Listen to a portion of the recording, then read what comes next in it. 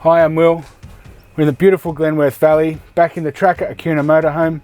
Today we'll be using a few different cooking techniques.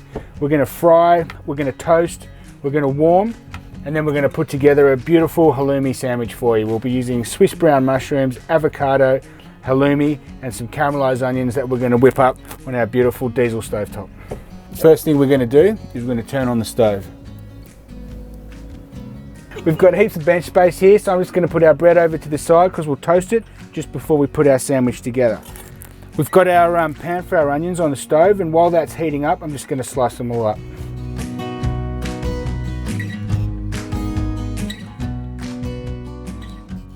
We've got our onions in our pan. The pan's not completely hot yet, so what we're going to do is we're just going to sweat the onions down a bit to make them nice and soft and delicious.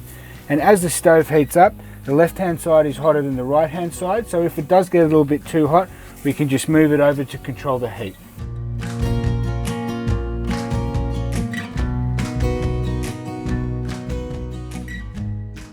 Our onions are starting to soften up nicely now, so we're just going to move them over to the cooler side.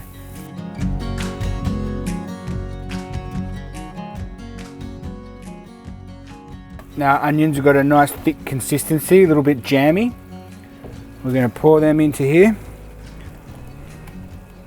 Just going to get some paper towel now and wipe out the pan, and we'll chuck our Swiss brown mushrooms in there. So we'll just put them down like this. A little bit of salt and pepper,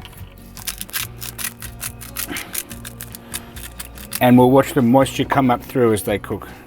We're going to put our pan down on the hot side. We're going to slice our tomato and slice our avocado, and then slice our bread and get it ready for toasting.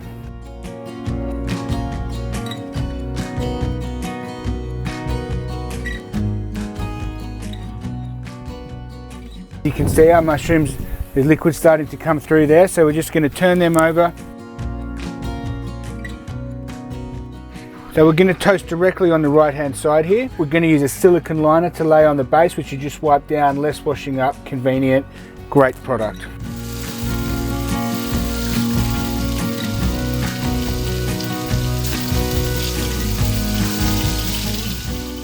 And if you like to deep fry it, sometimes it's nice to cover halloumi in flour and deep fry it. If you're going to use that, then I would definitely recommend you use a lid for your pan. Just starting to heat up very nicely now.